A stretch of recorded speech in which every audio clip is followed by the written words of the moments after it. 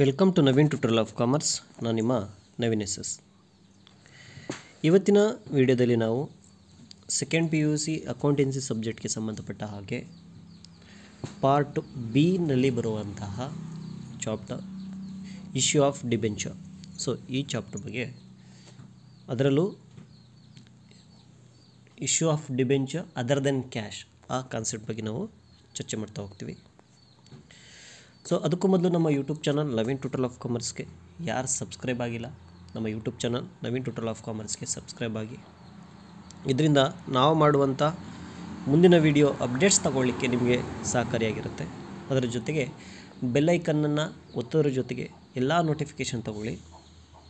So ನಮ್ಮ YouTube ಚಾನಲ್ನಿಂದ ವಿಶೇಷವಾಗಿ ಖಾಸಗಿ ಅಭ್ಯರ್ಥಿಗಳಿಗೆ ಹಾಗೂ ಪುನರಾವರ್ತಿತ ಅಭ್ಯರ್ಥಿಗಳಿಗೆ ಮತ್ತು ಪ್ರಸ್ತುತ ಅಭ್ಯಾಸ ಮಾಡ್ತಿರುವಂಥ ಅಭ್ಯರ್ಥಿಗಳಿಗೆ ಸಾಕಷ್ಟು ಸಹಾಯ ಆಗುತ್ತೆ ಅಂತ ಹೇಳ್ತಾ ಇವತ್ತಿನ ವಿಡಿಯೋನ ಆರಂಭ ಮಾಡೋಣ, ಬನ್ನಿ. ಸೊ ಮೊದಲಿಗೆ ಇಂಟ್ರಡಕ್ಷನನ್ನು ನೋಡ್ತು ಅಂತ ಹೇಳಿದ್ರೆ, ಸೊ ನಾನು ಪ್ರಾಬ್ಲಮ್ನೇ ಡಿಸ್ಕಷನ್ ಮಾಡೋದು, 6 ಮಾರ್ಕ್ಸ್ ಕ್ವಶನ್ನೇ ಡಿಸ್ಕಷನ್ ಮಾಡೋದು, just introduction. So debenture concept ಯಾವ ರೀತಿ ಇದೆ ಅಂತ ಹೇಳಿ.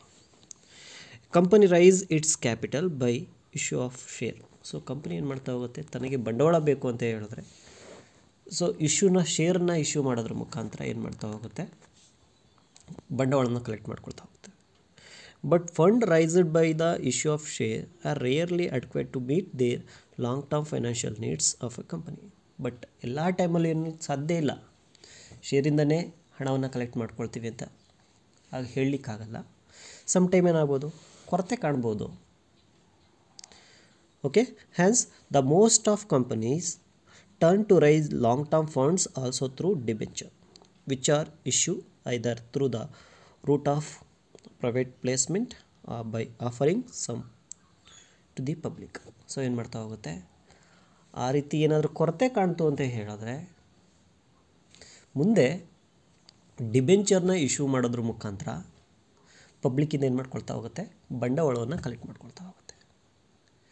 ಸೊ ಹಾಗೆ ಫೈನಾನ್ಷಿಯಲ್ ನೀಡ್ಸನ್ನು ಫುಲ್ಫಿಲ್ ಮಾಡ್ಕೊಳ್ಳಿಕ್ಕೆ, ಆ ಸಂಸ್ಥೆಯ ಫೈನಾನ್ಷಿಯಲ್ ನೀಡ್ ಫುಲ್ಫಿಲ್ ಮಾಡಿಸ್ಕೊಳ್ಳಿಕ್ಕೋಸ್ಕರ ಒಂದು ಇಶ್ಯೂ ಆಫ್ ಶೇರನ್ನ ಕೊಡ್ತಾ ಹೋಗುತ್ತೆ, ಎರಡು ಇಶ್ಯೂ ಆಫ್ ಡಿಬೆಂಚರ್ನ ಕೊಡ್ತಾ ಹೋಗುತ್ತೆ. ಸೊ ಅದ್ರ ಮುಖಾಂತರ ಸಂಸ್ಥೆಗಳು ಬಂಡವಾಳವನ್ನು ಕಲೆಕ್ಟ್ ಮಾಡ್ಕೊಳ್ತವೆ. ಹಾಗಾದರೆ ಸಿಂಪಲ್ಲಾಗಿ ಡಿಬೆಂಚರ್ ಅಂತ ಹೇಳಿದ್ರೆ ಏನು, ಡಿಬೆಂಚರ್ ಯಾವ ಕೊಡ್ತಾರೆ ಅಂತ ಹೇಳಿದ್ರೆ, the finance raised through debenture are also known as long term ಡೆಪ್ಟ್. ಸೊ ಸಂಸ್ಥೆ ಏನು ಮಾಡ್ತಾ ಹೋಗುತ್ತೆ, ಸೊ ಸಾಲ ಪತ್ರವನ್ನು ಕೊಡೋದ್ರ ಮುಖಾಂತರ ಏನು ಮಾಡ್ತಾ ಹೋಗುತ್ತೆ, ಬಂಡವಾಳನ ಕಲೆಕ್ಟ್ ಮಾಡ್ಕೊಳ್ತಾ ಇರುತ್ತೆ. ಆ ಸಾಲದ ಪತ್ರಕ್ಕೆ ಏನಾದ್ರು ಕೊಡುವಂಥ ಅಕ್ನಾಲಜ್ಮೆಂಟ್ ಏನಿದೆ, ಅಕ್ನಾಲಜ್ಮೆಂಟ್ಗೆ ನಾವೇನಂತ ಹೇಳ್ತೀವಿ, ಸಾಮಾನ್ಯವಾಗಿ ಡಿಬೆಂಚರ್ ಅಂತ ಹೇಳಿ ಕರಿತಾ ಹೋಗ್ತೀವಿ. ಸೊ ಮೀನಿಂಗನ್ನು ನೋಡ್ತು ಅಂತ ಹೇಳಿದ್ರೆ, debenture is a return instrument acknowledging a ಡೆಪ್ಟ್ under the common seal of the company. ಅಂದರೆ ಒಂದು ಸಂಸ್ಥೆ ಸಾರ್ವಜನಿಕರಿಂದ ಸಾಲವನ್ನು ಕಲೆಕ್ಟ್ ಮಾಡಿಕೊಂಡಾಗ ಸಾರ್ವಜನಿಕರಿಗೆ ನೀಡಬಹುದಾದಂಥ ಒಂದು ಪ್ರಮಾಣ ಪತ್ರ ಏನಿದೆ, ಆ ಪ್ರಮಾಣ ಪತ್ರಕ್ಕೆ ನಾವೇನಂತ ಹೇಳ್ತೀವಿ, ಡಿಬೆಂಚರ್ ಅಂತ ಹೇಳಿ ಕರಿತಾ ಹೋಗ್ತೀವಿ.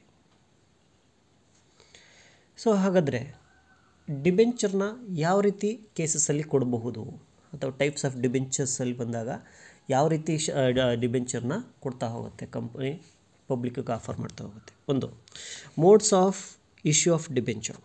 ಫಸ್ಟ್ ಒನ್ ಫಾರ್ ಕ್ಯಾಶ್, ಅಂದರೆ ಸೊ ಡಿಬೆಂಚರ್ ಕೊಡುತ್ತೆ, ಕ್ಯಾಶನ್ನು ಕಲೆಕ್ಟ್ ಮಾಡ್ಕೊಳುತ್ತೆ ಒಂದು. Second for consideration other than cash. So ನಾವು ಯಾವುದೋ ಒಂದು ಅಸೆಟನ್ನು ಪರ್ಚೇಸ್ ಮಾಡ್ತೀವಿ, ಸೊ ಅಸೆಟನ್ನು ಪರ್ಚೇಸ್ ಮಾಡಿದಾಗ ಕ್ಯಾಶನ್ನು ಕೊಡಲ್ಲ, ಬದಲಿಗೆ ಡಿಬೆಂಚರ್ನ ಕೊಡ್ತಾ ಹೋಗುತ್ತೆ. Next as a collateral security. So 3 ರೀತಿ ಮೆಥಡ್ನಲ್ಲಿ ಇಶ್ಯೂ ಆಫ್ ಡಿಬೆಂಚರ್ ಆಗ್ತಾ ಹೋಗುತ್ತೆ. ಸೊ ನಾವಿವತ್ತು ಡಿಸ್ಕಷನ್ ಮಾಡ್ತಾ ಇರೋಂಥ concept issue of debenture for consideration other than cash. ಅಂದರೆ ವೆರಿ ಸಿಂಪಲ್, ಕ್ಲಿಯರ್ ಅರ್ಥ ಮಾಡ್ಕೊಳ್ಬೇಕಿಲ್ಲಿ. Sometime a company purchased asset from vendor instead of making payment in cash, issue of debenture for consideration thereof. ಅಂದರೆ very simple, ಒಂದು ಸಂಸ್ಥೆ ಬೇರೆ ಸಂಸ್ಥೆಯಿಂದ ಅಥವಾ ಬೇರೊಬ್ಬ ಸಾಲಗಾರನಿಂದ ಒಂದು ಆಸ್ತಿಗಳನ್ನು ಪರ್ಚೇಸ್ ಮಾಡಿದಾಗ ಅಥವಾ ಆ ಸಂಸ್ಥೆಗೆ ಸಂಬಂಧಪಟ್ಟಿರುವಂಥ ಅಸೆಟ್ಗಳನ್ನ ಪರ್ಚೇಸ್ ಮಾಡಿದಾಗ, ಸೊ ಯಾವ ಸಂಸ್ಥೆ ಪರ್ಚೇಸ್ ಮಾಡಿರುತ್ತೆ ಆ ಸಂಸ್ಥೆ ಕ್ಯಾಶನ್ನು ಕೊಡಲ್ಲ, ಬದಲಿಗೆ ಡಿಬೆಂಚರ್ ಸರ್ಟಿಫಿಕೇಟನ್ನು ಕೊಡ್ತಾ ಹೋಗುತ್ತೆ.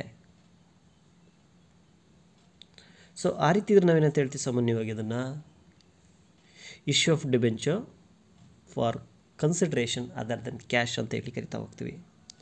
Sometime a company purchased asset from vendor and instead of making payment in cash, issue of debenture for the consideration of thereof. Such issue of debenture is called debenture issued for consideration other than cash. ಈ ಕಾನ್ಸೆಪ್ಟ್ಗೆ ಸಂಬಂಧಪಟ್ಟ ಹಾಗೆ section ಸಿನಲ್ಲಿ 6 ಅಂಕಕ್ಕೆ ಒಂದು ಪ್ರಶ್ನೆ rice ಆಗ್ತಾ ಹೋಗುತ್ತೆ. So ಪ್ರಶ್ನೆ ಯಾವ ರೀತಿ ಇರುತ್ತೆ ಅಂತ ಹೇಳಿದ್ರೆ, Chandra company limited purchased furniture worth ₹99,000 from Surya company limited. Payment was made by issue of 6% debenture of ₹100 each. Pass necessary journal entries for the purchase of furniture and issue of debenture when. Case number 1, debentures are issued at par. Case number 2, debentures are issued at 10% premium. Third case, debenture are issued at 10% discount. So 3 cases ಇದೆ. So ಪ್ರಶ್ನೆ ಅರ್ಥ ಮಾಡ್ಕೊಳ್ಬೇಕು. ಪ್ರಶ್ನೆ ಅರ್ಥ ಮಾಡಿಕೊಂಡ್ರೆ ಅರ್ಧದಷ್ಟು ಉತ್ತರ ಬರುತ್ತೆ ಅಂತ ನಮ್ಮ ಅಸ್ಯೂಮ್ ದಟ್ ಇರುತ್ತೆ, ಅಥವಾ ಎಲ್ಲರೂ ಹೇಳೋ ರೀತಿ ಅರ್ಧದಷ್ಟು ಉತ್ತರ ಬರೆದು ಬಿಡುತ್ತೆ ಪ್ರಶ್ನೆ ಅರ್ಥ ಮಾಡ್ಕೊಳ್ತು ಅಂತೇಳಿ. ಪ್ರಶ್ನೆನೇ ಅರ್ಥ ಆಗಿಲ್ಲ ಅಂತ ಹೇಳಿದ್ರೆ ಸೊಲ್ಯೂಷನ್ ಯಾವುದೇ ಕಾರಣಕ್ಕೂ ಸೊ ಅಷ್ಟು ಸುಲಭ ಬರಲ್ಲ. ಹಾಗಾಗಿ ಇಲ್ಲಿ ಪ್ರಶ್ನೆ ಅರ್ಥ ಮಾಡ್ಕೊಳ್ಳಿ. ಚಂದ್ರ ಕಂಪನಿ ಲಿಮಿಟೆಡ್ ಏನು ಮಾಡ್ತಾಯಿದೆ, ಸೂರ್ಯ ಕಂಪನಿ ಲಿಮಿಟೆಡಿಂದ ಒಂದು ₹99,000 ಬೆಲೆ ಬಾಳುವಂತಹ ಒಂದು ಫರ್ನಿಚರ್ನ ಖರೀದಿ ಮಾಡಿದೆ. ಸೊ ಅಮೌಂಟನ್ನು ಅಂದರೆ ಕ್ಯಾಶನ್ನು ಕೊಡೋ ಬದಲು ಆ ₹99,000ಗೆ ಸಮನಾಗೋ ರೀತಿಯಲ್ಲಿ ನಾವೇನು ಮಾಡ್ತಾಯಿದ್ದೀವಿ, ಸೊ ಡಿಬೆಂಚರ್ನ 6% ಡಿಬೆಂಚರ್ನ ಕೊಡ್ತಾ ಇದೆ. ಹಾಗಾದರೆ ಪಾರ್ ವ್ಯಾಲ್ಯೂ ಅಂತ ಹೇಳಿದ್ರೆ ಫೇಸ್ ವ್ಯಾಲ್ಯೂ ಏನಿದೆ, ಫೇಸ್ ವ್ಯಾಲ್ಯೂಗೆ ಈಕ್ವಲ್ ಆಗಿ ಅಂತ ಹೇಳಿದ್ರೆ ಇಲ್ಲಿ ಫೇಸ್ ವ್ಯಾಲ್ಯೂ ಎಷ್ಟಿದೆ, 100 ಇದೆ. ಒಂದು ಡಿಬೆಂಚರ್ಗೆ ಎಷ್ಟಿದೆ, ₹100 ಇದೆ. ಹಾಗಾದರೆ ಫೇಸ್ ವ್ಯಾಲ್ಯೂ 100. ಸೊ ಫೇಸ್ ವ್ಯಾಲ್ಯೂಗೆ ಸಮನಾಗಿ ಇತ್ತು ಅಂತ ಹೇಳಿದ್ರೆ ಅದನ್ನು ಪಾರ್ ಅಂತ ಹೇಳ್ತೀವಿ. The issue of debenture equal to the face value is par. Second one, debenture are issued more than face value premium. Face ವ್ಯಾಲ್ಯೂಗಿಂತನೂ ಸೊ ಏನಾದರೂ ಶೇರ್ನ ಇಶ್ಯೂ ಡಿಬೆಂಚರ್ನ ಹೆಚ್ಚಿಗೆ ಇಶ್ಯೂ ಮಾಡ್ತಾ ಇದ್ದಾರೆ ಅಂತ ಹೇಳುತ್ತೆ, ಅದನ್ನು ಪ್ರೀಮಿಯಮ್ ಅಂತ ಹೇಳ್ತಾ ಹೋಗ್ತೀವಿ. ಮೂರನೇ case, so debenture issued less than face value is called discount ಅಂತ ಹೇಳಿದ್ರೆ ಫೇಸ್ ವ್ಯಾಲ್ಯೂಗೆ ಈಕ್ವಲ್ ಇತ್ತು ಅಂತ ಹೇಳಿದ್ರೆ ಅದನ್ನು ಪಾರ್ ಅಂತ ಹೇಳ್ತೀವಿ. ಫೇಸ್ ವ್ಯಾಲ್ಯೂಗಿಂತನೂ ಹೆಚ್ಚಿಗೆ ಏನಾದರೂ ಕೊಡ್ತಾಯಿದ್ರೆ ಇಶ್ಯೂ ಮಾಡ್ತಾಯಿದ್ರೆ ಅದನ್ನು ಪ್ರೀಮಿಯಮ್ ಅಂತ ಹೇಳ್ತೀವಿ. ಫೇಸ್ ವ್ಯಾಲ್ಯೂಗಿಂತ ಕಡಿಮೆ ಏನಾದರೂ ಕೊಡ್ತಾಯಿದ್ರೆ ಅದನ್ನೇ ಅಂತ ಹೇಳ್ತೀವಿ ಡಿಸ್ಕೌಂಟ್ ಅಂತ ಹೇಳ್ತೀವಿ. ಹಾಗಾಗಿ 3 ಕೇಸ್ ಇದೆ. 3 ಕೇಸ್ಗೂ ನಾವೇನು ಮಾಡಬೇಕು, ಎಂಟ್ರಿ ಪಾಸ್ ಮಾಡಬೇಕು.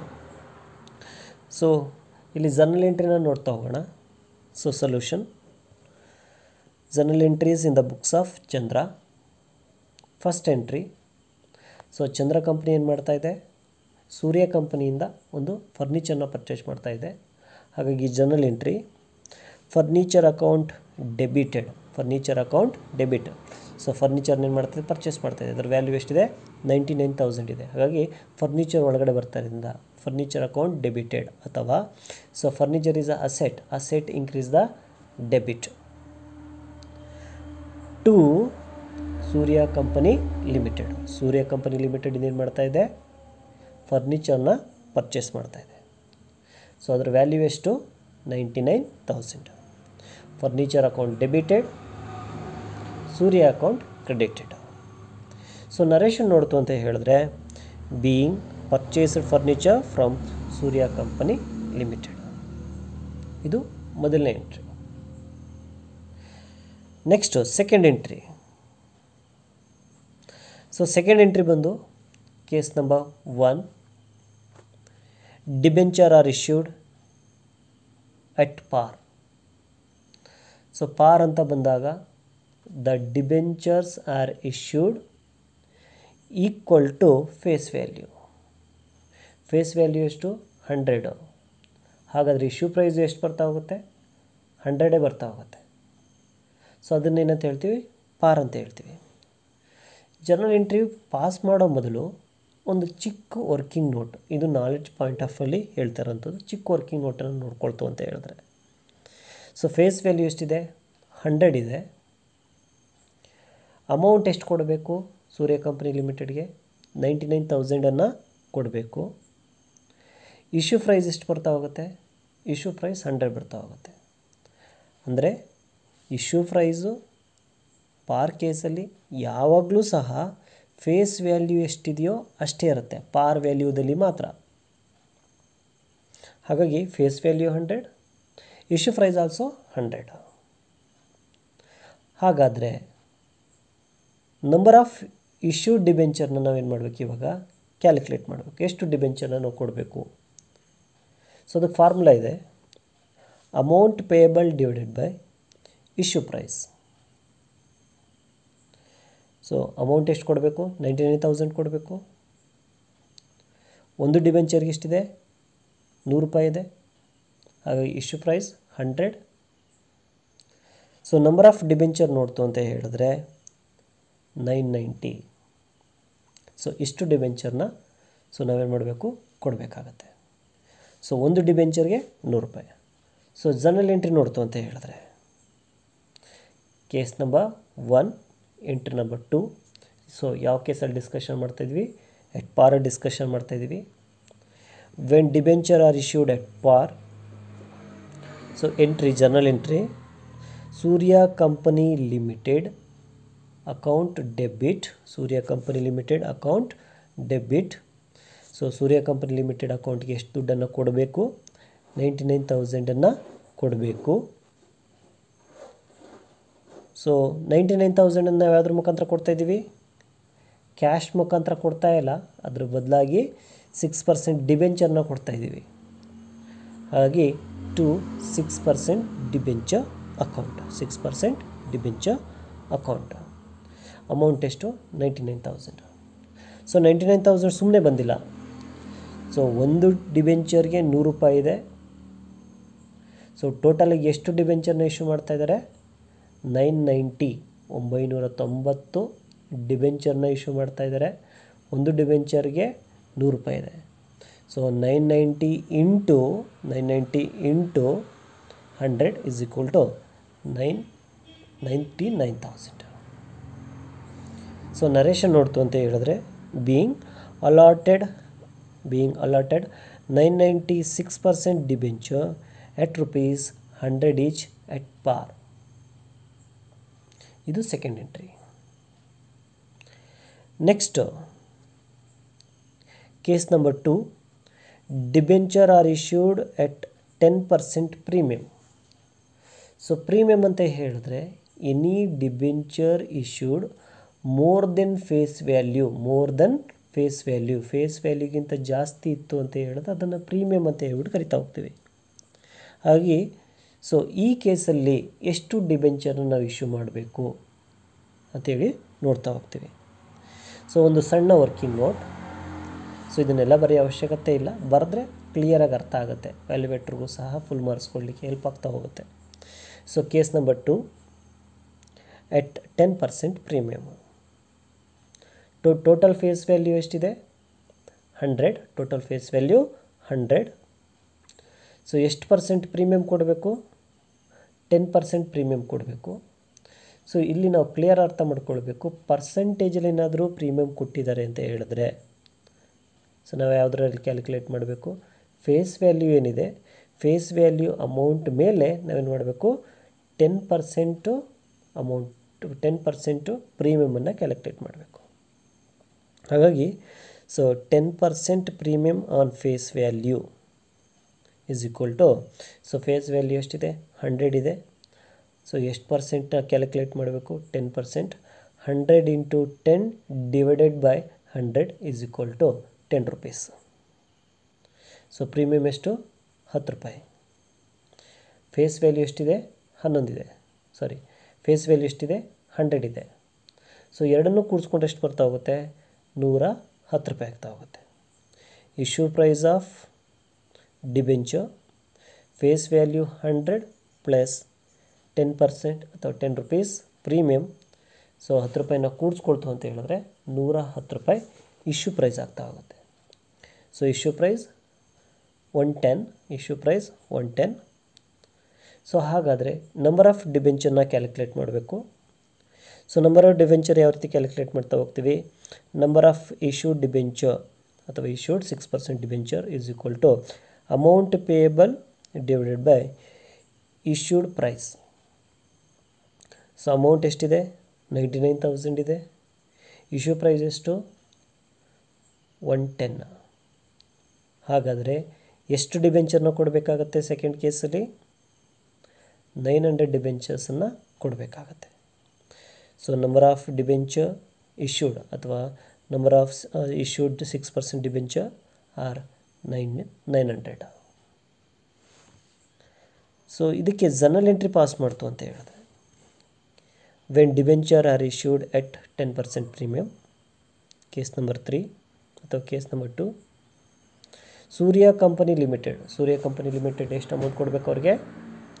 99,000 ಕೊಡಬೇಕು. ಸೊ 99,000 ಸೊ ನಾವು ಕೊಡ್ತಾ ಇರೋದು ಪ್ರೀಮಿಯಮ್ ಆಗಿರೋದ್ರಿಂದ ಸೊ ಎಂಟ್ರಿ ಏನು ಬರ್ತಾ ಹೋಗುತ್ತೆ?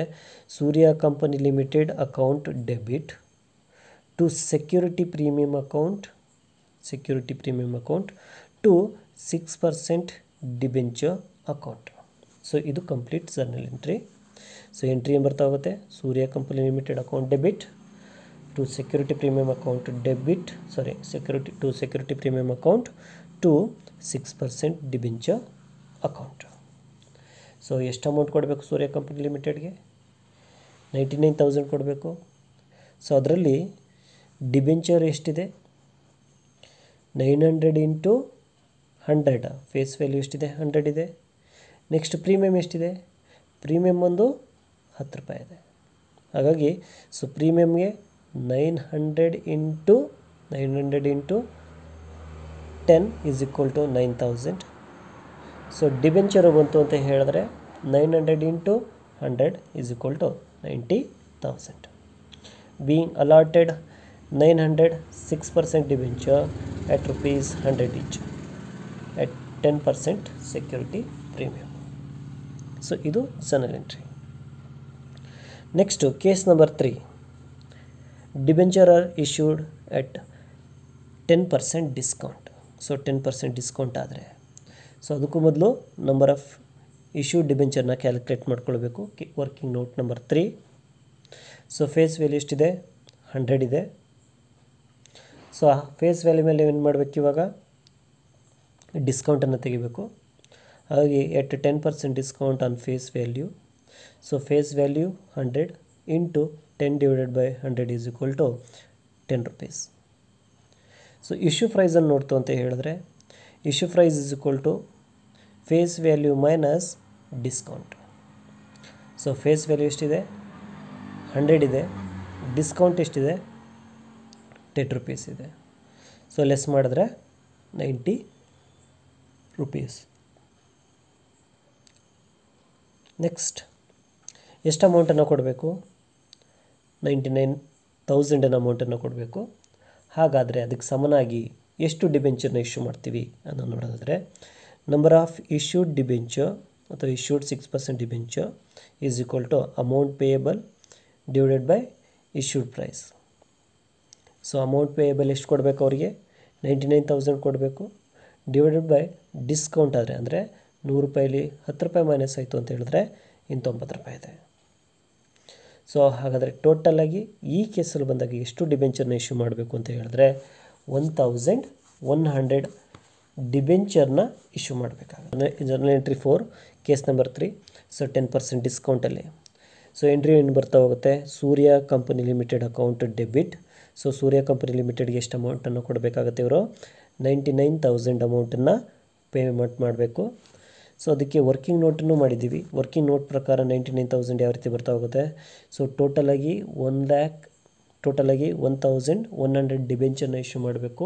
ಸೊ ಒಂದು ಡಿಬೆಂಚರ್ಗೆ 100 ರೂಪಾಯಿ ನನಗೆ ಇಶ್ಯೂ ಮಾಡಬೇಕು. ಅದರಲ್ಲಿ 10 ರೂಪಾಯಿ ಏನಾಗುತ್ತೆ ಡಿಸ್ಕೌಂಟ್ ಆಗುತ್ತೆ. ಹಾಗಾಗಿ entry Surya company limited account debit 99,000, discount on 6% debenture account. So 10 ರೂಪಾಯಿ ಏನಾಗ್ತಾ ಹೋಗುತ್ತೆ ಡಿಸ್ಕೌಂಟ್ ಆಗುತ್ತೆ. Total number of debenture issued 1100 ಡಿಬೆಂಚರ್ನ ಇಶ್ಯೂ ಮಾಡಬೇಕು. ಸೊ ಒಂದು ಡಿಬೆಂಚರ್ಗೆ 10 ರೂಪಾಯಿನಾಗ ಇಶ್ಯೂ ಮಾಡಿದ್ರೆ ಅಮೌಂಟ್ ಎಷ್ಟು ಬರ್ತಾ ಹೋಗುತ್ತೆ 9,000 ಬರ್ತಾ ಹೋಗುತ್ತೆ. ಸೊ ಎರಡನ್ನೂ ಸಹ ಯಾವುದ್ರ ಮುಖಾಂತರ ಕೊಡ್ತಾ ಹೋಗ್ತಾರೆ 6% ಡಿಬೆಂಚರ್ ಮುಖಾಂತರ ಕೊಡ್ತಾ ಹೋಗುತ್ತೆ. ಹಾಗಾಗಿ ಟು 6% ಡಿಬೆಂಚರ್ ಅಕೌಂಟು.